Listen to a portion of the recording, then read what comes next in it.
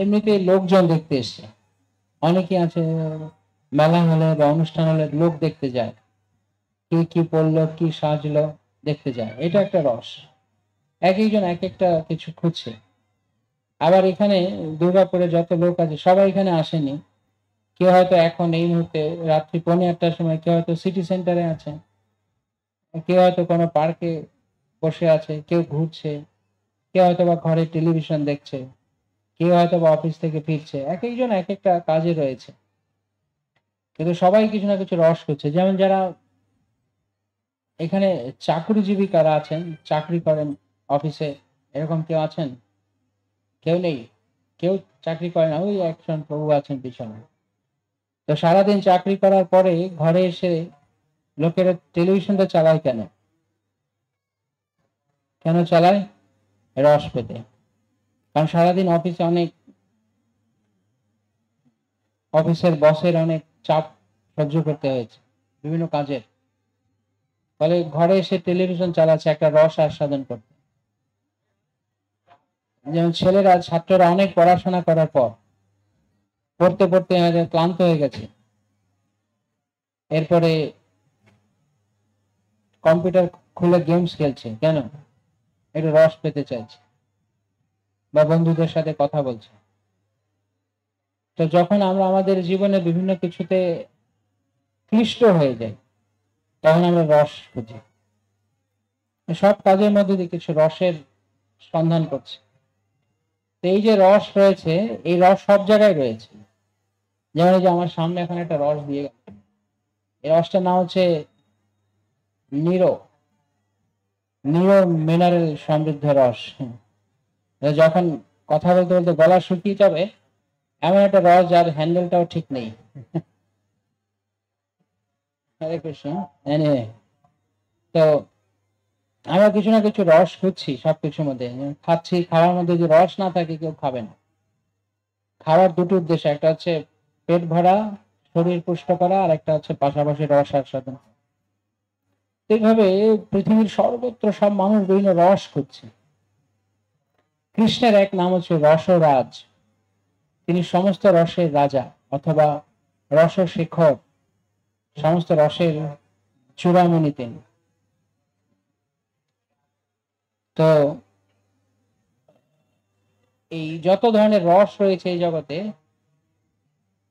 এক একজন এক এক রকম খুঁজছে। তেমন যেটা সবচাইতে নিচু শ্রেণীর রস তাকে বলে পার্থিব রস। পার্থিব রস মানে, পার্থিব শব্দটা আসছে পৃথিবী থেকে। তো এই পৃথিবীতে যে যে রস পাওয়া যায় এগুলো হচ্ছে পার্থিব রস। এই পার্থিব রসের, যেমন একটু আগে যে উদাহরণ করে দিলাম, এটা পার্থিব রস। সারাদিন ক্লান্ত হয়ে যাওয়ার পর টিভি দেখা বা বন্ধু বান্ধবের সঙ্গে ঘুরতে যাওয়া, সিনেমা, শপিং, এই যে এই সমস্ত পার্থিব রস। আড্ডা দেওয়া, খাওয়া, ঘোরাঘুরি, ঘুমানো, এই সমস্ত জাগতিক রস রয়েছে, এর মধ্যে বিভিন্ন কিছু আনন্দ খুঁজছি আমরা।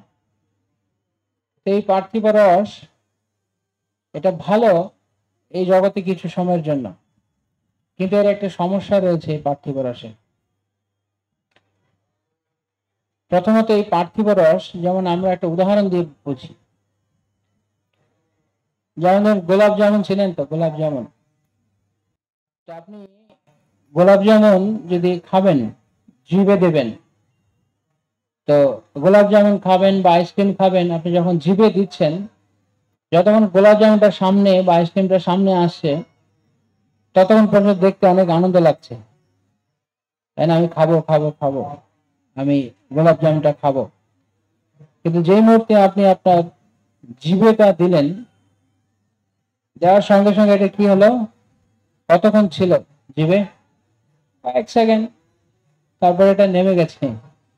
এরপর আপনি যদি 3 মিনিট পর যদি গোলাপ জামুন বা আইসক্রিমের স্বাদ যদি আপনি আস্বাদন করতে চান, আবার মানে যা গিলে ফেলেছেন তা যদি আবার আপনি অনুভব করতে চান, পারবেন? সম্ভব? আপনি বলবেন আমার একটা কিনতে হবে, হ্যাঁ, সেটা করতে পারেন আপনি। সেটাই আসছি, কিনলেও কি ঝামেলা আছে সেটাও বলছি একটু পরে। প্রথমত আমি যেটা খেলাম, এটা এই পর্যন্ত, এই গলার এই জিভ যতক্ষণ আছে জিভের উপরে যতক্ষণ আছে ততক্ষণ আপনি খেতে পারেন, ততক্ষণ আপনি এটা রস পাবেন। এখন কেউ চাইলে সেই গোলাপ জামুনটাকে ঘুরিয়ে ঘুরিয়ে ঘুরিয়ে ঘুরিয়ে একটা গোলাপ জামুন হয়তো 4 মিনিট 5 মিনিট ধরে খেতে পারে, তার চেয়ে তো বেশি পারবে না, সে পেটে চলে যাবে। এটা হচ্ছে প্রথম সমস্যা এই যে কোনো জড়জাগতিক রসের। যতক্ষণ পর্যন্ত সেটা আমাদের কাছে না আসে ততক্ষণ পর্যন্ত আমরা খুব এক্সাইটেড থাকি যে আমি এটা থেকে আনন্দ পাবো, কিন্তু যেই মাত্র এটা পাওয়া হয়ে গেল সে আনন্দ শেষ। যেমন ধরুন মোবাইল ফোন বা ল্যাপটপ বা নতুন কোনো গ্যাজেট, যতক্ষণ না কেনা হচ্ছে নিউ মডেল, যতক্ষণ না কেনা হচ্ছে ততক্ষণ এটা পাওয়ার একটা এক্সাইটমেন্ট থাকছে, কিন্তু যখন এটা পাওয়া হয়ে গেছে হাতে, এটা পাওয়ার আগ পর্যন্ত যে এক্সাইটমেন্টটা ছিল, এখন এটা হাতে পেয়ে যাওয়ার পর সেই একই এক্সাইটমেন্ট আর থাকবে? প্রথম দিন কিছুটা থাকবে, দ্বিতীয় দিন আরো কিছুটা কমবে, তৃতীয় দিন আরেকটু কমবে, এবার কমতে কমতে একসময় সেটা একদম জল ভাতের মতো হয়ে যাবে, তাই না? তো যে কোনো পার্থিব রস, আপনি চিন্তা করুন, যেমন আমরা টেলিভিশন উদাহরণ দিচ্ছিলাম, আপনি টিভি চ্যানেলে একটা কিছু চালালেন, কতক্ষণ সেটা আপনি আনন্দ পাবেন? যতক্ষণ পর্যন্ত আপনি হয়তো এটা দেখছেন, এটা শেষ হয়ে গেল, তারপর এটা আর কতক্ষণ, ধরুন আর কিছুক্ষণ রেস্ট থাকবে, কিন্তু একসময় সাথে শেষ হবে। এই পার্থিব রসের শেষ হয়ে যায়, এটা সবসময় থাকে না। দ্বিতীয় সমস্যা হচ্ছে, যখন ধরুন একই উদাহরণ, আপনি যেমন ধরুন খুব খুব আয়েশ করে, খুব মজা করে, খুব তৃপ্তি করে আপনি আপনার প্রিয় জিনিসটা খাচ্ছেন, যেমন গোলাপ জামুন হয়তো, তখন হঠাৎ করে কেউ এসে আপনাকে খবর দিল আপনার, ভগবান না করুক, আপনার প্রিয়জন কারোর বিয়োগ হয়েছে, মৃত্যু হয়েছে, তখন আপনি ওই বস্তুটার আস্বাদন করতে পারবেন? আপনার জিভে থাকলেও আর সেটা কি আপনাকে স্বাদ দিবে? আপনার খুব কাছের জন কেউ বা কোনো ছাত্র, কোনো স্টুডেন্ট, সে আরাম করে সেদিন ফিস্ট করছে, মহাফিস্ট, মহাভোজ করছে, তো হঠাৎ করে এসে তার একটা বন্ধু এসে খবর দিল, যা তুমি কলেজে রেজাল্ট দিয়েছে, তুমি ফেল করেছো, আর খেতে পারবে? খাওয়ার আর আনন্দ পাবে? শেষ। তো এই জগতে যে সুখগুলো আছে, এই সুখগুলো বস্তু থেকে আসে না।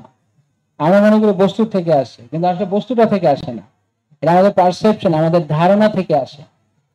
যেই মাত্র তাতে অন্য কোনো নেগেটিভ কিছু প্রবেশ করছে, সঙ্গে সঙ্গে সেই ধারণা, সেই সুখের ধারণা, বস্তুটা আছে, গোলাপ জামুন আপনার হাতে আছে, গোলাপ জামুন আপনি হয়তো চিবিয়েই যাচ্ছেন, কিন্তু আর সেই আনন্দটা পাচ্ছেন না। বুঝা গেল? তার মানে আমরা যে ধারণাটা আমাদের আছে, যে বস্তুটা আমাকে শান্তি দেবে, এরকম কখনো কখনো দেখা যায় না যে কেউ তার খুব শখের মোবাইল ফোনটা, তার স্ক্রিনটা একদম পুরো ভাঙা, তাকে জিজ্ঞেস করে কি হয়েছে, বলে একদিন রাগ উঠেছিল, কারোর সঙ্গে কথা বলছিলাম, মনটা খারাপ হয়ে গেছে, মেজাজ গরম হয়েছে, ঢিল দিয়ে ছুড়ে মেরেছি, স্ক্রিন ভেঙে গেছে। তো শখের মোবাইল ফোন কিন্তু ভেঙে গেছে, অর্থাৎ যে বস্তুটা তার আনন্দের উৎস ছিল, সেই বস্তুটাই তার আবার দুঃখের কারণ হয়েছে। এটা হয় এই জড় জগতে পার্থিব রসের। যেমন কেউ মনে করছে আমি খাবো, আমি ভালো ভোজ করব, তো ভালো খেতে খেতে খেতে খেতে খেতে, যেমন যেমন ধরুন কেউ হয়তো ফুচকা খাচ্ছে, পছন্দের আইটেম, তো এখানে স্টল আছে হয়তো কোথাও, বা আইসক্রিম খাচ্ছে বা কিছু, মন ভরে খাচ্ছে, খেয়েই যাচ্ছে খেয়েই যাচ্ছে খেয়েই যাচ্ছে, কোনো আর দিক বিদিক হারা হয়ে গেছে, যত খুশি ইচ্ছা মতো খেয়েছি, কিন্তু তারপর পরদিন সেটার সেটার প্রতিক্রিয়া পরদিন ভোগ করছে, তখন সেই যে বস্তুটা খেলো সেটাই তার দুঃখের কারণ হল। তো এইভাবে যে কোনো ব্যক্তি বা বস্তু প্রথমে আমাদের কাছে আনন্দের কারণ হয়, আবার সে একই ব্যক্তি বস্তু আমাদের কাছে দুঃখের কারণ হয়। এটা হচ্ছে পার্থিব রসের দ্বিতীয় সমস্যা। তৃতীয় সমস্যা হচ্ছে, এই যে একটু আগে আমরা বলছিলাম যে আপনি রসগোল্লা খেয়েছেন, গোলাপ জামুন খেয়েছেন, তো আপনার এটা গলা দিয়ে নেমে গেছে, ফলে আপনি আর স্বাদ আস্বাদন করতে পারছেন না। তো আপনি বলতে পারেন আমি আরেকটা গোলাপ জামুন কিনতে পারি, অফকোর্স আপনার সে অধিকার আছে, কিনতে পারেন, যতক্ষণ পকেটে পয়সা আছে আপনি কিনতে পারেন, একটা দুটো পাঁচটা 10টা 15টা 20টা, কিন্তু কিন্তু একসময় তো টাকা ফুরাবে না, টাকা কি অসীম অনন্ত? তা তো না। তো যে কোনো ভোগের বস্তু আমি চাইলে যত খুশি তত পেতে পারি না। এইটা হচ্ছে পার্থিব রসের তৃতীয় সমস্যা। অথবা আমি আশা করেছি আমি এটা কিনবো, পাবো, কিন্তু সেটা কেনার ব্যাপার আমি দেখি কত কিছু আমরা এই দুনিয়াতে দেখি, মনে করি এটা যে আমার হতো। আমি মনে করছি আমি আজকে কোন একটা মারুতি অল্টো চালিয়ে যাচ্ছি, আরে আমার যদি একটা ফোর্ডের গাড়ি হতো, ফোর্ড চালিয়ে যাচ্ছি, তখন পাশ দিয়ে দেখছি কি হয়, একটা পোর্শে নিয়ে যাচ্ছে, আরে আমার যদি একটা পোর্শে হতো, অডি হতো। তো সবসময় আমরা যা পাচ্ছি, যা পেয়েছি আমরা, তার আরেকটা দেখে আর সেটার প্রতি আর তখন আমাদের রুচি থাকছে না, তখন মনে হচ্ছে এটা হয়ে গেছে। সবাই মনে করে যে অন্যের কাছে যেটা আছে সেটা সবচেয়ে ভালো, আমারটা ভালো নয়, আমি ওরকম একটা কিছু পেতে চাই। যত নতুন মডেলের ফোনই আপনি কিনুন না কেন, পরদিন যদি বাজারে বিজ্ঞাপন আসে আরেকটা নতুন মডেলের ফোন বেরিয়েছে, তখন আবার সেটা পাওয়ার জন্য ইচ্ছা যায়। এইভাবে এটা হচ্ছে যা এই পার্থিব রসের তৃতীয় সমস্যা। তো প্রথমটা কি ছিল? প্রথম সমস্যাটা কি ছিল পার্থিব রসের, কার মনে আছে নাকি এমনি বসে আছেন? প্রথমটা কি ছিল? হ্যাঁ, স্থায়ী নয়, বেশিক্ষণে স্থায়ী নয়। প্রথম সমস্যা হচ্ছে পার্থিব রস আমরা যে গ্রহণ করব বেশিক্ষণ আমাদের সঙ্গে থাকছে না, যতক্ষণ পর্যন্ত ইন্দ্রিয়ের সাথে বিষয়ের সংযোগ ততক্ষণ পর্যন্ত। দ্বিতীয় সমস্যা, দ্বিতীয় সমস্যা, হ্যাঁ হ্যাঁ, এটা একে তো স্থায়ী নয়, দ্বিতীয়ত হচ্ছে আপনি যদি স্থায়ী করতেও চান, বস্তুটা যদি স্থায়ী করেও ফেলেন, কিন্তু উৎসটা আর আনন্দ থাকবে না, উৎসটা দুঃখে রয়ে যাবে। তৃতীয়ত, তৃতীয় সমস্যাটা কি ছিল? কেউ একজন বলুন। হ্যাঁ, মানে এটা একসময় শেষ হয়ে যাবে, বা এটা আমার সাধ্যের বাইরে। তো আমরা এটা দেখতে পাচ্ছি যে আমাদের যে কোনো পার্থিব রস আপনি চিন্তা করেন, যে কোনো জাগতিক বস্তু আপনি রস পেতে চান জাগতিক বস্তু থেকে বা ব্যক্তি থেকে, কোন সম্পর্ককে চিন্তা করুন, একই ঘটনা ঘটে, তাই না? যেমন কোন ছেলে এবং মেয়ে প্রথমে দুজনকে পছন্দ করে, তখন খুব দেখতে ইচ্ছা করে, খুব কথা বলতে ইচ্ছা করে, তারপর ধীরে ধীরে সেই কথা বলা বা সেই যেই একটা গভীর টান সেটা আস্তে আস্তে কমতে থাকে। দ্বিতীয়ত, যেটি তার আনন্দের উৎস ছিল একসময় সেটি তার দুঃখের উৎস হয়ে যায়। আর তৃতীয়ত, সেই বস্তুটাকে সে চিরকাল ধরে রাখতে পারে। সম্পর্কের ক্ষেত্রে এরকম, যে কোনো সম্পর্ককে চিন্তা করুন, এরকম এমন কোন সম্পর্ক আছে এই জগতে যে সম্পর্কের মধ্যে কখনো টানাপোড়েন হয়নি? যত এই জগতের বিচারে সবচেয়ে টপমোস্ট সম্পর্ক কি? মা এবং সন্তানের সম্পর্ক। এমনকি মা সন্তানের সম্পর্কের মধ্যে অনেক সময় বিরোধ লাগে। তো এছাড়া আর অন্য কোনো সম্পর্ক কথা তো বাদই দিলাম, সেগুলো তো এতটা পবিত্র নয় মা সন্তানের মতো। তো এই সমস্ত কিছুর মধ্যে এই তিনটে সমস্যা আছে। প্রথমত, এটা ইলিউশনারি। যেমন এটা কি বলছিলাম, আপনি খাচ্ছেন, খেতে খেতে হঠাৎ করে আপনাকে একটা দুঃখ সংবাদ দিল, তাহলে আসলে কি বস্তুটাই আনন্দ ছিল নাকি আমার ভাবনায় আনন্দ ছিল? আমি মনে করছি আমি রসগোল্লা খাচ্ছি, কি আনন্দের বস্তু খাচ্ছি, না কেবল ভাবনা, কিন্তু সেই মুহূর্তে অন্য কোনো একটা দুঃখের সংবাদ আসুক, ভাবনাটা বন্ধ হয়ে গেল। তো এই জন্য এই পার্থিব রসের ওপরে হচ্ছে স্বর্গীয় রস। এই পার্থিব রস মানে এই পৃথিবীতে এই ভূলোকে যা রস পাওয়া যায়, তার উপর হচ্ছে স্বর্গীয় রস। এই জন্য কিছু মানুষ কি করে, তারা ভাবে যে না, এই জগতের এই পৃথিবীর রস আমার দরকার নেই, কারণ এগুলো বুঝতে পারে এগুলো ক্ষণস্থায়ী, তো চলো স্বর্গ রস অর্থাৎ স্বর্গীয় রস নেই। তো স্বর্গীয় রস আস্বাদন করার জন্য আপনাকে যথেষ্ট পুণ্য করতে হবে স্বর্গে যাওয়ার জন্য। তো আমরা ধরে নিলাম কেউ অনেক পুণ্য করেছে, করার পরে সে স্বর্গেও গেছে, এটা আমরা ধরলাম। কিন্তু যদি সে স্বর্গেও যায়, তারপরেও তার কি লাভ হবে? স্বর্গতেও সমস্যা আছে। স্বর্গের সমস্যা আছে। প্রথম সমস্যা হচ্ছে স্বর্গের, যে যদি কেউ স্বর্গীয় গ্রহলোকেও যায়, উচ্চতর গ্রহগুলোতে যায় স্বর্গলোকে, তাহলে সেখানে প্রথম সমস্যা হচ্ছে কম্পিটিশন। কম্পিটিশন প্রায় সময় আমরা শুনি না, দেবতা আর অসুররা যুদ্ধ লাগে, ওখানে কম্পিটিশন আছে, কে কার আগে জায়গা দখল করবে, কে স্বর্গলোককে দখল করবে। তো ওখানে গিয়ে এরকম শান্তি নেই। এইখানে আপনি অফিসে পাশের কলিগের সাথে প্রমোশন নিয়ে, বা এক ছাত্র আরেক ছাত্রের সঙ্গে ক্লাসের টপ পজিশন নিয়ে যেমন কম্পিটিশন হয়েছে, ওইখানে এরকম কম্পিটিশন আছে। ওইখানে কম্পিটিশন নেই এমন না, ওইখানে আরো বেশি কম্পিটিশন, সারাক্ষণ লেগে আছে। দ্বিতীয়ত হচ্ছে ঈর্ষা, ওইখানে ঈর্ষা আছে, একজন আরেকজনের সঙ্গে হিংসা করছে, নিজের বল দেখাতে চাইছে, আমি বড়, এই বড় মনোভাব ওখানে রয়েছে। একবার এরকম বাসুকি এবং বায়ুদেব, তাদের মধ্যে কম্পিটিশন হয়েছে, কে বড়। দুজনেই তাদের ক্ষমতা দেখাচ্ছে, আমি বড়। মেরু পর্বতকে বাসুকি নাক পেঁচিয়ে দিয়েছে, আর বায়ুকে বলা হচ্ছে তুমি যদি পারো আমাকে এখান থেকে, মেরু পর্বত থেকে আমাকে ছোটাও। তো বায়ু তার সমস্ত শক্তি প্রয়োগ করেছে, আর যত শক্তি দিচ্ছে বাসুকি তত শক্ত করে মেরু পর্বতকে আষ্টে পৃষ্ঠে ধরে আছে, ফলে মেরু পর্বতের জান বেরিয়ে যাচ্ছে। তখন মেরু গিয়ে ব্রহ্মার কাছে নিবেদন করেছে, এই উৎপাত থেকে আমাকে বাঁচান। তো এরকম প্রতিযোগিতা ওখানে চলছে এবং ঈর্ষা আছে। 3 নম্বর সমস্যা আছে স্বর্গে, এই যে দেহটা দিয়ে স্বর্গে কেউ ইন্দ্র সুখ ভোগ করতে চায়, স্বর্গে গেলেও তো একটা স্বর্গীয় দেহ লাভ হয়, কিন্তু সেই দেহটারও ক্ষয় আছে।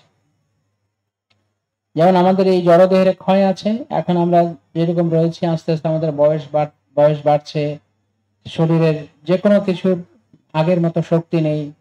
আমাদের যেমন শরীর ক্ষয় হচ্ছে, চুল পাকছে, দাঁত পড়ে যাচ্ছে, গায়ের বল কমে যাচ্ছে, হাঁটতে পারছি না, হাতে লাঠি লাগছে, চোখের পাওয়ার কমে যাচ্ছে। এরকম ভাবে স্বর্গে এরকম ক্ষয় আছে।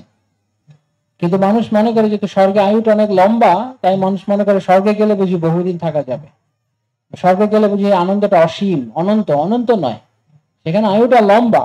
যেমন একটা কোনো পশু পাখি, কুকুর বেড়ালের আয়ু মানুষের আয়ু এক নয়। কুকুর বেড়ালে 8-10 বছর, 5-6 বছর হয়তো বাঁচে, কত আমি জানি না, এরকম হবে হয়তো। আর মানুষ কত অনেকদিন বাঁচে, কিন্তু তার মানে কি মানুষ কুকুরের হিসাবে, কুকুর মনে করতে পারে মানুষ অনেক দিন, বা মানুষ অনন্তকাল বাঁচে, মানুষ অনন্তকাল বাঁচে। তো ঠিক সেরকম ভাবে স্বর্গেও ক্ষয় আছে। এবং আলটিমেটলি 4 নাম্বার সমস্যা হচ্ছে স্বর্গে মৃত্যু আছে, স্বর্গেও মৃত্যু আছে। তাই আমরা যে দেহটাকে মনে করছি আমাদের আনন্দ সুখ ভোগের উৎস, এই দেহটা আসলে সুখের উৎস নয়। দেহটা যদি চরমে বিচার করা যায়, ভালো করে যদি আমরা বিশ্লেষণ করি, তাহলে দেখবো এই দেহটা আমাদের দুঃখের কারণ। দেহটাকে নিয়ে আমি যেটা, আমার দেহটাকে সবাই সুস্থ রাখতে চায়, কেন? শরীর সুস্থ থাকলে আমরা এনজয় করতে পারবো, জগৎটাকে ভোগ করতে পারবো।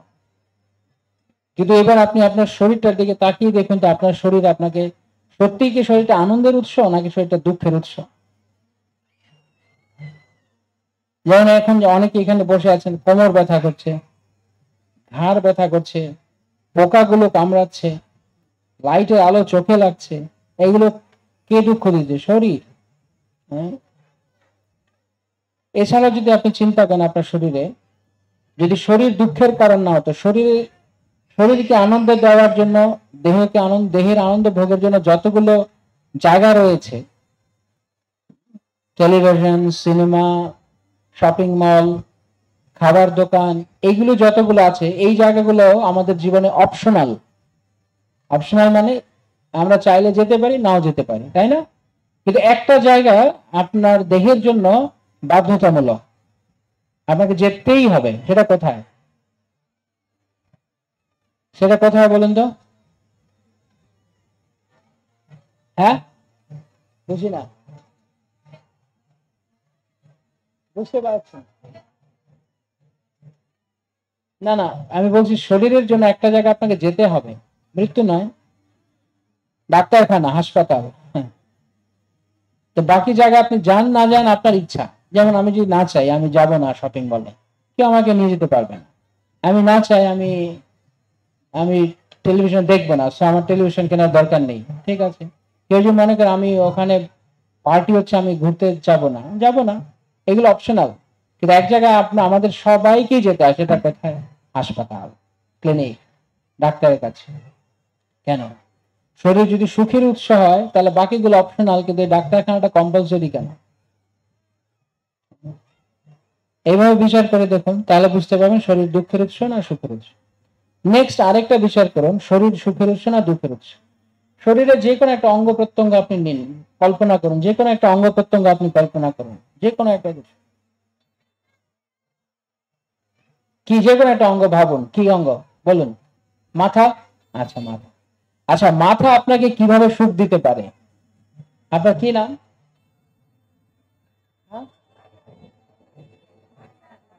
আরিয়ান। আরিয়ান প্রভু বলছে যে মাথা, তো মাথা আপনাকে কিভাবে সুখ দিতে পারে? চিন্তা করে দেখুন, মাথা আপনাদেরকে কিভাবে সুখ দেয়? মাথা সুখ দেয় কোনোভাবে না? আমার আজকে না, আমার কেউ যদি বলে আজকে না আমার মাথাটা অনেক আনন্দ লাগছে, কেউ বলে কখনো আমার মাথাটা আজকে এত সুখ লাগছে, আমি আমার মাথার সুখে আমি আত্মহারা হয়ে যাচ্ছি, বলে কেউ কখনো?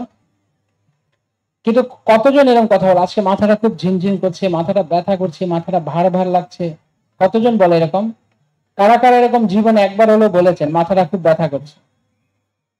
সবাই হাত তুলেছে। আর কারা কারা এরকম কখনো বলেছেন আমার মাথাটা আজকে এত আনন্দ লাগছে কেন আমি বুঝতে পারছি না? এটা একটা উদাহরণ মাথা। আরেকটা উদাহরণ মাতাজিদের থেকে বলুন, আরেকটা উদাহরণ বলুন, অন্য কোনো একটা অঙ্গ বলুন মাতাজিরা। কি? চোখ। চোখ, ঠিক আছে চোখ। কেউ কখন বলছে আজকে চোখের আনন্দে আমি আত্মহারা হয়ে গেছি, চোখ আমাকে আজকে অনেক সুখ দিচ্ছে? কেউ বলে কখনো? কিন্তু চোখটা টনটন করছে, ব্যথা করছে, কি জানি কিছু ঢুকেছে, এরকম আমরা বলি না অনেক সময়? বা ঘুম পেলে চোখটা টেনে ধরে রাখতে পারছি না। কত ধরনের চোখ আমাকে কিভাবে সুখ দেয় না কিছু ভাবে, চোখ দুঃখ দিতে পারে। এভাবে আপনি যে কোনো শরীরের যে কোনো একটা অঙ্গ প্রত্যঙ্গ নিন, দেখবেন এগুলো দুঃখ দেয়, আলাদাভাবে সুখ দেয় না কেউ। অথবা যদি দেয়, আমি মনে করছি যেমন যেমন ধরুন আমার কান আমাকে সুখ দেয়। কিভাবে সুখ দেয়? কিছু মধুর কথা গান শুনলে আসলে কান সুখ দেয় না, সুখটা দেয় মন থেকে আসে, কিন্তু কানের মাধ্যমে যাচ্ছে, তা আমি মনে করছি কানটা আমাকে সুখ দিচ্ছে, ধরলাম, এটা ধরেই নিলাম, ঠিক আছে, তর্কের খাতির ধরে নিলাম কানটা আপনাকে সুখ দিচ্ছে। এছাড়া আর কোন ভাবে কান সুখ দেয়? আজকে অনেক সুন্দর খেজুর গুড়ের পায়েস বানানো হয়েছে, চলো আমার কান একটু খেজুর গুড়ের পায়েস খাও, কান আপনাকে সুখ দিবে? বা যেমন মাতাজি বলছেন চোখ, তো আজকে চোখটা অনেক পরিশ্রম করেছে, সারাদিন এত পরিশ্রম করেছে, চোখটাকে আমি একটু একটু বেলের শরবত খাওয়াই চোখটাকে, এরকম কখনো চোখ সুখ পাবে? তো যে কোনো অঙ্গ প্রত্যঙ্গ আপনি চিন্তা করে দেখুন, আপনার হয়তো বা একটা বিষয়ে আনন্দ দিচ্ছে, যেমন কান শুনে আনন্দ দিচ্ছে, চোখ কিছু ভালো রূপ দেখে বা চেহারা দেখে আনন্দ দিচ্ছে, জিভ আপনাকে রসগোল্লা খেয়ে আনন্দ দিচ্ছে, এভাবে হাত আপনার পছন্দের কিছু বস্তু টাচ করে আনন্দ দিচ্ছে, পা আপনাকে কোথাও যেতে সাহায্য করে আনন্দ দিচ্ছে। আমি তো ভাবলাম এগুলো আমাদেরকে আনন্দ দিচ্ছে, কিন্তু এবার এই একই অঙ্গ প্রত্যঙ্গ গুলো আপনি নিন, যেমন প্রভু বলেছে মাথা, আরিয়ান আরিয়ান প্রভু বলছে মাথা, মাথা আমাদেরকে, মাথাকে আপনি কতভাবে দুঃখ দিতে পারেন চিন্তা করুন। মাথাকে কি কিভাবে দুঃখ দেওয়া যায়? কেউ মাথায় ঘুষি মারতে পারে, কেউ মাথায় এটা দিয়ে বাড়ি মারতে পারে,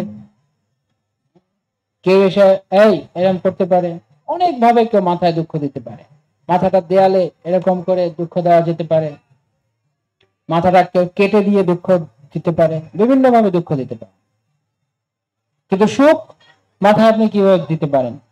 হ্যাঁ, আমাকে গরম লাগছে, চলো মাথার উপর ফ্যান চালাই, যদি এটা মাথার সুখ না তারপরে ধরলাম এটা মাথার সুখ। একই রকম ভাবে যেমন মাতাজি বলছেন চোখ, চোখ আপনাকে কত ভাবে সুখ দিতে পারে দেখলাম আমরা, কয় ভাবে? একভাবে, কিছু দেখে। চোখ কি শুনতে পারে? চোখ কি ঘ্রাণ নিতে পারে? চোখ কি খেতে পারে? চোখ অনুভব করতে পারে? চোখের আর কিছু আনন্দের উৎস নেই, চোখের একটা উৎস শুধু দেখা আনন্দের। কিন্তু এবার আপনি কল্পনা করেন আপনি আপনার চোখটাকে দিয়ে কতভাবে দুঃখ দিতে পারেন। চোখটাকে কেউ গালিয়ে দিতে পারে, চোখের মধ্যে কেউ গরম কিছু স্পর্শ করতে পারে, চোখটাকে ধারালো কিছু দিয়ে খোঁচা দিয়ে দিতে পারে, চোখটাকে পাথর দিয়ে কেউ থেতলে দিতে পারে, কত ভাবে চোখকে যন্ত্রণা দেওয়া যায়। বুঝতে পারছেন কি বলছি? এইভাবে দেহের প্রত্যেকটা অঙ্গ প্রত্যঙ্গ সুখের তুলনায় দুঃখ বেশি দেয়। ভেবে দেখুন যে কোনো অঙ্গকে, যে কোনো অঙ্গ, এগুলো তো শুধু বাহ্যিক অঙ্গের কথা বললাম, আপনি ভেতরে অঙ্গে আসুন, শরীরের ভেতরে যা আছে। ফর এক্সাম্পল, আপনার হৃৎপিণ্ড রয়েছে, আপনার কিডনি রয়েছে, আপনার লিভার রয়েছে। কেউ কখনো বলবে আমার লিভারটা আজকে অনেক আনন্দে নাচছে? বলবে কখনো? আমার স্টমাকটা আজকে অনেক গান শুনলে স্টমাকটা অনেক আনন্দ পাচ্ছে? পাকস্থলী। শরীরের ভেতরে কোনো অঙ্গ প্রত্যঙ্গ আপনাকে কষ্ট দিতে পারে না। কিন্তু কল্পনা করে দেখুন একবার, এই সমস্ত অঙ্গ প্রত্যঙ্গের জন্য এক একটা মেডিকেল ডিপার্টমেন্ট আছে। তার মানে প্রত্যেকটা অঙ্গ প্রত্যঙ্গ আপনাকে দুঃখ দেয়, সুখ দিতে পারেন। যেটা চিন্তা করার বিষয়। চিন্তা করার বিষয় কিনা? হ্যাঁ কিনা? চিন্তা করতে হবে। কিন্তু চিন্তা না করলে আমাদের কাছে মনে হবে এইগুলো সব, শরীরটা শুধু ভোগের, শরীরটা দিয়ে আমি ভোগ করবো, কত কাল ভোগ করতে পারবো, কতদিন ভোগ করতে পারবো।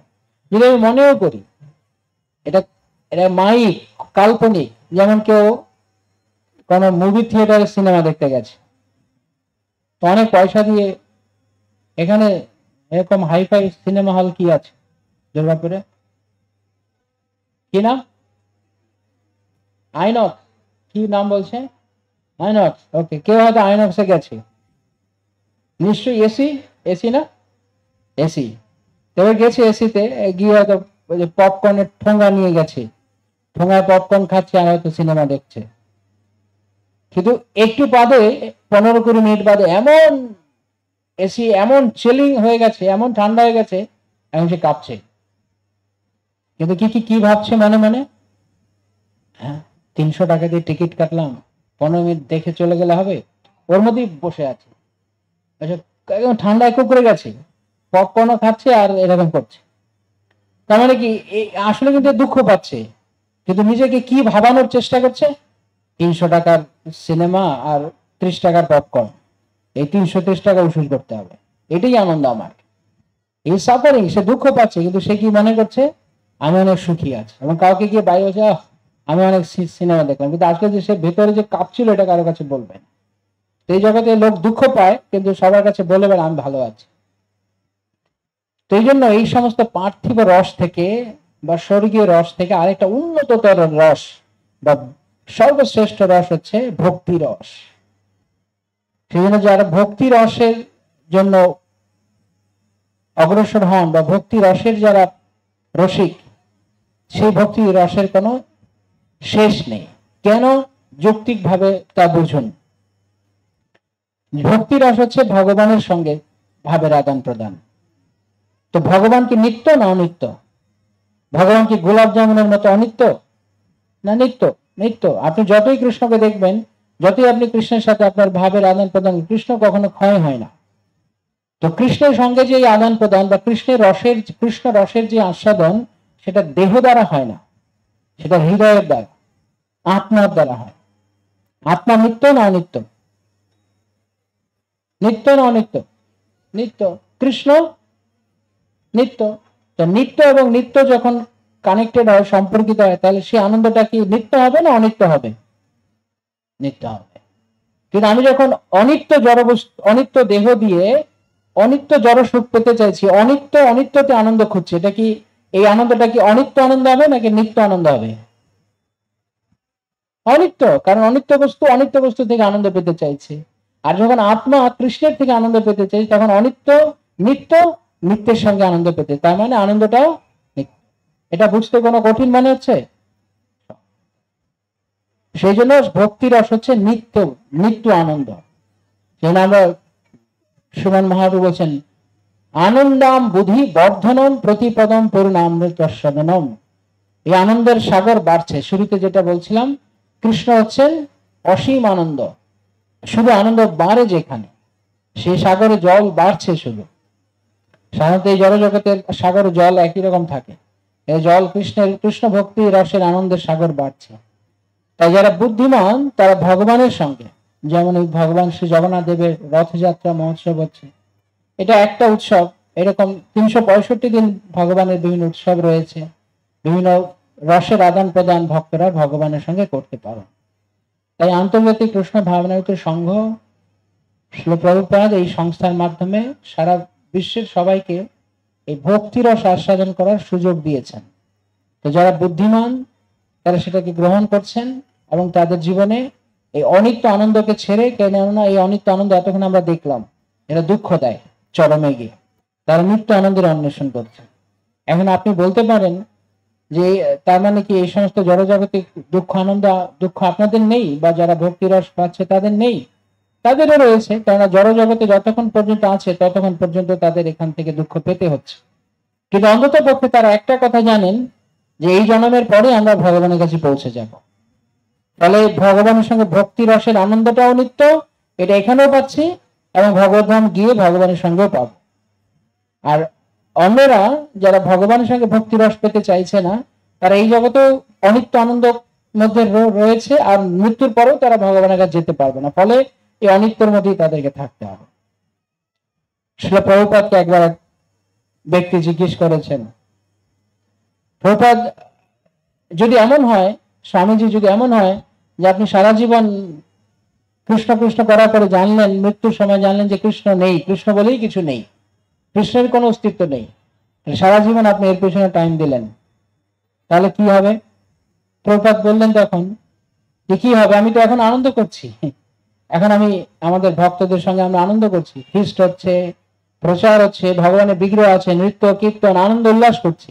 যদি মৃত্যুর সময় জানিও কৃষ্ণ নেই, তাতে কি সমস্যা? সারা জীবন তো আনন্দ করতে পারলাম, এই জীবনটা তো আনন্দ করতে পেরেছি, তারপর আবার জীবন হলে, আবার জন্মলে আবার কোন একটা আনন্দ করব।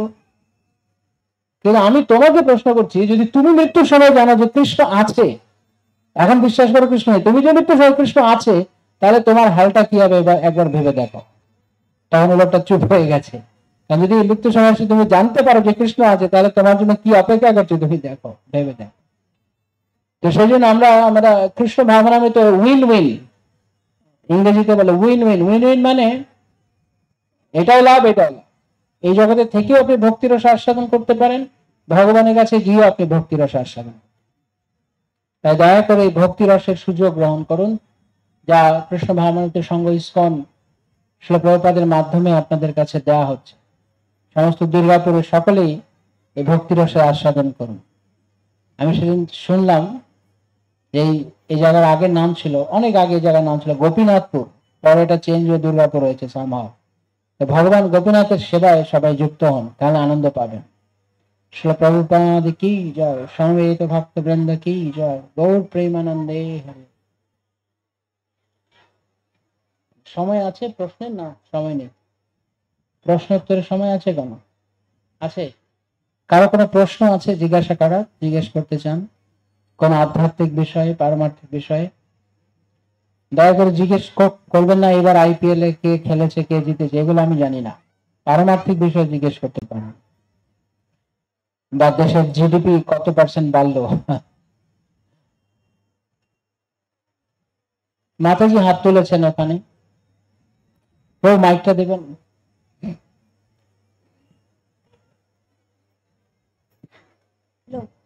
কেউ কেউ বলে যে সংসার ধর্ম বড় ধর্ম, সংসারেই সবকিছু,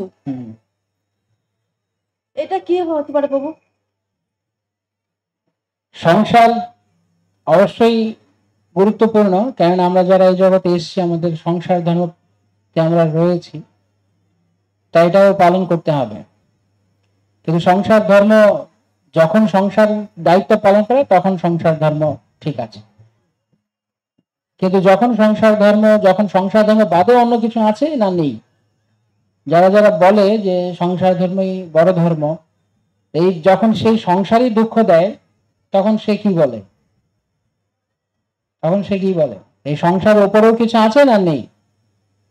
কেউ যদি বলেন আমি বিশ্বাস করি না সংসার উপরে কিছু নেই, বিশ্বাস করি না, সংসারই সবকিছু, তো এই প্রকার ব্যক্তিরা তারা এই সংসারে মরুক পচুক যাই হোক, তাও যদি এই কথা বলে সংসার ধর্ম বড় ধর্ম, এটা বুদ্ধিমানের কথা না। সংসারে আমরা যতক্ষণ রয়েছি ততক্ষণ পর্যন্ত স্বামী স্ত্রী পুত্র পরিবার আত্মীয় স্বজন রয়েছে, তাদের প্রতি কর্তব্য রয়েছে, কর্তব্য অবশ্যই পালন করা উচিত। শ্রী ভক্তিবিনোদ ঠাকুর মহাশয় দুই ধরনের কর্মের কথা বলেছেন। একটা হচ্ছে মানুষের নিত্য ধর্ম, এটা হচ্ছে নৈমিত্তিক ধর্ম। নৈমিত্তিক ধর্ম হচ্ছে বিভিন্ন পরিস্থিতি অনুযায়ী যে ধর্ম বদলায়, নিমিত্ত মানে কারণ, ওই কারণের ধর্ম নৈমিত্তিক ধর্ম। যেমন একজন ছাত্রের নৈমিত্তিক ধর্ম কি? পড়াশোনা করা। তারপর সেই ছাত্রটা যখন পাশ করে যায়, তখন ছাত্র জীবনে তার সবচেয়ে বড় ধর্ম সে বলতে পারে, যেটা আমার জীবনের সবচেয়ে বড় ধর্ম হচ্ছে পড়াশোনা করা। ছাত্রানাং অধ্যয়নং তপ। এখন যখন ছাত্র জীবন শেষ হয়ে গেছে, তখন কি? চাকরি জীবন। তখন তার চাকরি জীবন হচ্ছে বড় ধর্ম। সে যদি বলে এটা আমার বড় ধর্ম সবচেয়ে। এরপরে কি? সংসার ধর্ম বা পাশাপাশি সংসার ধর্ম। এরপর একসময় যখন সংসার শেষ হয়, তখন কি ধর্ম? তখন আর কোন ধর্ম আছে না নেই? সংসার ধর্ম শেষ হওয়ার পরে 60, 65, 70, 75 বছর বয়সে তখন কোন ধর্ম? তখন যে কেউ বলে সংসার ধর্ম।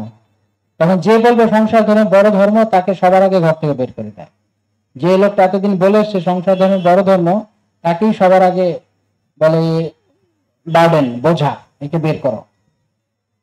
তো এইভাবে আমাদের বিভিন্ন ধর্ম বদলাচ্ছে কিন্তু সময়ের ভিত্তিতে। এই জায়গায় বলে নৈমিত্তিক ধর্ম, বা স্বামীর স্বামী ধর্ম, স্ত্রীর স্ত্রী ধর্ম, এগুলো নৈমিত্তিক ধর্ম। কিন্তু তার পাশাপাশি একটা নিত্য ধর্ম আছে। যেমন ছোট বাচ্চা, তার নৈমিত্তিক ধর্ম কি? হামাগুড়ি দেওয়া, আনন্দ করা, তার কোনো কিছু কাজ নেই। একটু বড় হওয়ার পর যখন সে 8-10 বছর বয়স, তখন যে স্কুলে যাবে, টিচারের মার খাবে, এই তার ধর্ম, এর মধ্যে সে পড়ছে। তারপরে একটু বড় হলো, সে চাকরি করছে, এখন চাকরির মধ্যে দিয়ে তার টাকা রোজগার করছে, এটা তার ধর্ম। তারপর সংসার পালন করছে, সংসার হচ্ছে সংসার পালন করছে, এটা তার ধর্ম। এরপর সংসার থেকে অবসর নিয়ে সে পার্কের বেঞ্চিতে বসে আছে, এটা তখন বৃদ্ধ বয়সের ধর্ম। লোককে জ্ঞান দান করা, বৃদ্ধ হলে মানুষ জ্ঞান দান করে না অনেক, তাকে কেউ দেখতে পায় না ঘরে, কিন্তু সবাইকে সে জ্ঞান দিয়ে দিয়ে বেড়ায়। এতে সে মনে করে এটা আমার ধর্ম, এটা আমার একজন ধর্ম, সবাইকে ছোট থেকে জ্ঞান দান করা। তো এই সমস্ত কিছুর মধ্য দিয়ে কি পেতে চাইছি আমরা? যেটা একটু আগে আলোচনা করলাম, এতক্ষণ ধরে 45 মিনিট কি আলোচনা করলাম? আনন্দ, রস। এই রস পাওয়াটা হচ্ছে আমাদের নিত্য ধর্ম, সমস্ত কর্মের মধ্যে রস পাওয়া। তো সেই জন্য এই নৈমিত্তিক রস চেঞ্জ হতে থাকে, কিন্তু আরেকটা রস থাকে যেটা কখনো পরিবর্তন হয় না, সেটা হচ্ছে ভগবত ভক্তি। তাই ভগবানের সেবা সংসার ধর্মের পাশাপাশি পালন করা উচিত। সেগুলো শ্রীমদ ভাগবতের উদাহরণ দেওয়া আছে। যেমন আপনি যদি গাছের গোড়ায় জল ঢালবেন, তাহলে পুরো গাছ জল পাবে। আর গাছের গোড়া যদি আপনি ভালো করে প্লাস্টিক পেঁচিয়ে শক্ত করে মুড়িয়ে রাখবেন, আর সারা গাছে লতায় পাতায় ডালে জল ঢালবেন, গাছ বাড়বে? গাছের গোড়ায় জল ঢালতে হয়। উদরে, পেটে যদি খাবার দেওয়া হয়, তাহলে সমস্ত অঙ্গ প্রত্যঙ্গ দেহের বলিষ্ঠ হয়, পুষ্ট হয়। ঠিক তেমনি ভগবানের সেবা, ভগবান হচ্ছে সমস্ত উৎস, মূল, গাছের মূল। মূল মানে উৎস। ভগবান হচ্ছে উৎস, কৃষ্ণের থেকে সবকিছু এসছে। তাই ভগবত সেবা বাদ দিয়ে সংসার ধর্ম করুন, ছাত্র ধর্মই করুন, চাকরি ধর্মই করুন, বৃদ্ধ বয়সের ধর্মই করুন, আর বদমাশি করুন, যাই করুন না কেন, সবকিছুই অর্থহীন, নিষ্ফল। তাই গাছের গোড়ায় জল ঢালতে হবে। তাই কৃষ্ণ সেবা করতে হবে, কৃষ্ণ ভক্তি করতে হবে, পাশাপাশি সংসার ধর্মকে পালন করতে হবে। সংসার ধর্ম বড় ধর্ম, কিন্তু এটা বলেনি কেউ সংসার ধর্ম সবচেয়ে বড় ধর্ম, এর চেয়ে কোনো ধর্ম নেই। এটা যদি কেউ বলে, সেটা তার ব্যক্তিগত ব্যাপার। আর কারো কোনো প্রশ্ন? প্রভু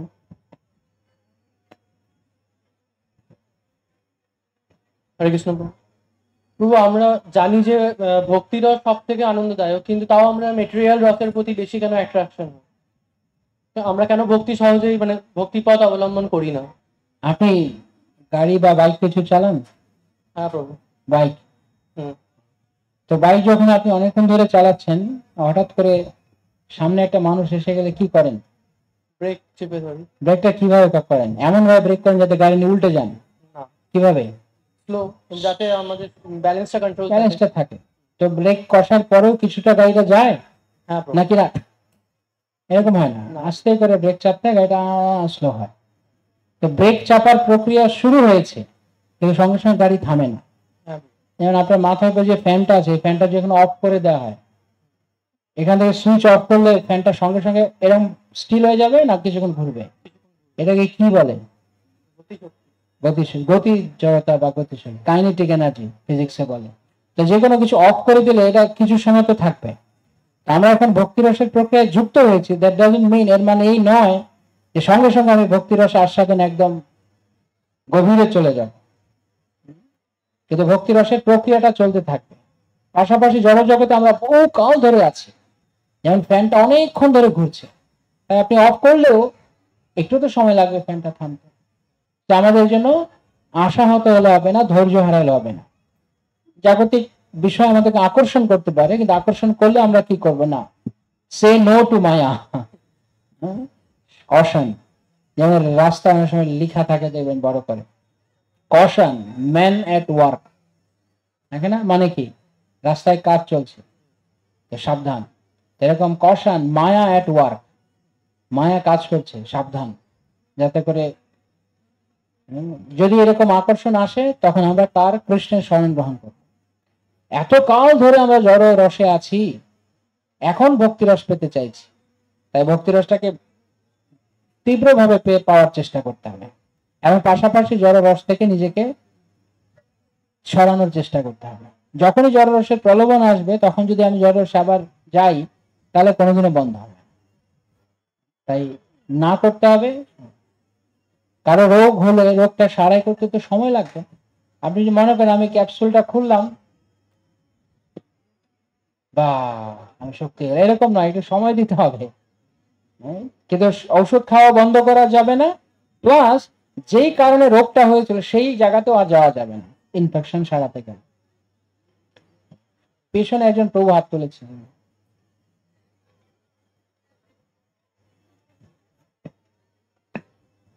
হরে কৃষ্ণ, বলছিলাম যে স্বর্গধাম বা স্বর্গ সম্পর্কে যেমন বললেন, সেরকম ভগবত ধাম সম্পর্কে যদি কিছু বলেন। সেইটা ভগবত ধাম যেখানে গেলে ফিরতে হয় না, সেই জায়গাটা কেমন, সেই সম্পর্কে। ভগবত ধামের তিনটে বৈশিষ্ট্য আছে, এই তিনটে বৈশিষ্ট্য যেখানে থাকে সেটাই ভগবত ধাম। প্রথমত ভগবত ধামটা নিত্যকালের জন্য থাকে, নিত্য সবসময় থাকছে। দ্বিতীয়ত ভগবত ধামে সবকিছু চেতন বস্তু, যেমন এইখানে এই যে জলের বোতলটা দেখছেন এটা অচেতন, একে যদি এরকম মারা হয় ফেলে দেয় কিছু প্রতিবাদ নেই, এটা অচেতন বস্তু। কিন্তু যেমন আমার সঙ্গে আমার নখ আছে, এখন নখের টিপ দিলে ব্যথা পাবো, কিন্তু নখটা যদি কেটে দিই, নখটা মাটিতে পড়ে গেলে এই নখের কিছু হবে না। বা আমাদের দেহ থেকে আত্মাটা বেরিয়ে গেলে দেহটাকে কেউ কিছু বললেও মারলেও কিছু হবে না। কিন্তু ভগবত ধামে সবকিছু চেতন। 3 নম্বর হচ্ছে ভগবত ধামে সবকিছু আনন্দময়, সবকিছু আনন্দময়। এখানে যেমন সবকিছু দুঃখ দেয়, আর ভগবত ধামে উল্টো, সবকিছু আনন্দ দেয়। এটা হচ্ছে ভগবত ধাম, সব চিদ এবং আনন্দময়। আমরা কি ভগবত ধামে ছিলাম, মানে এরকম কোনোদিন এরকম কিছু না, তারপর আবার যাওয়ার জন্য প্রস্তুত হতে হবে, মানে কখনো ছিলাম কি ভগবত ধামে? ধরুন আপনি ছিলেন, এখন আপনি এখানে আছেন, এটা জানার পর আপনার কি লাভ হবে?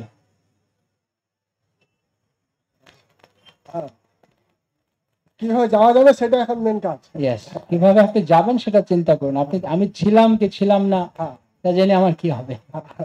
যেতে হবে কি করে সেটাই চেষ্টা করতে হবে। হরে কৃষ্ণ। ঠিক আছে। হরে কৃষ্ণ। আমি দুপুরবেলা মায়াপুরে ছিলাম, এখন আমি দুর্গাপুরে আছি। এখন আমি দুপুরে মায়াপুরে ছিলাম, আপনি আজকে দুপুরে মায়াপুরে আসার আগে কি দিয়ে প্রসাদ পেয়েছেন, কালকে কি হয়েছিল, এইসব জেনে কি লাভ হবে?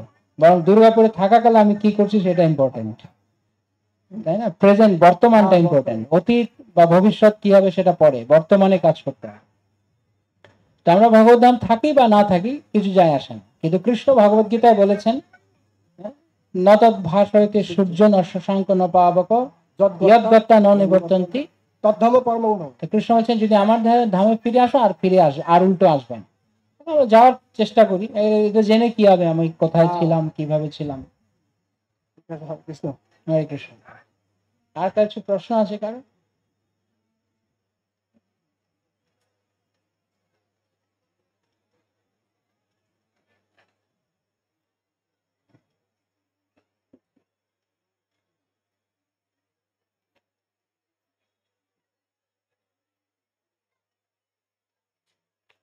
প্রশ্ন আছে কারো নাকি?